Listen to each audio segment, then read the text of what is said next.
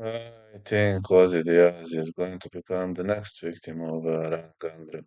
You've seen what Ryan Gandra did in his previous fight, and the Brazilian knockout artist is so decorated. He's got that nasty big right hand. On the other side, Ozzy Diaz constantly moves to his right, and he is very much vulnerable to big right hands. And I think his fighting style simply gonna be a death trap for him.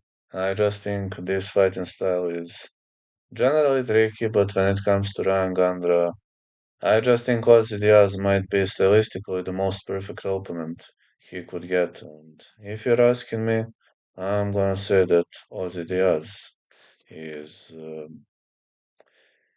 probably going to lose this fight via knockout or via some kind of TKO.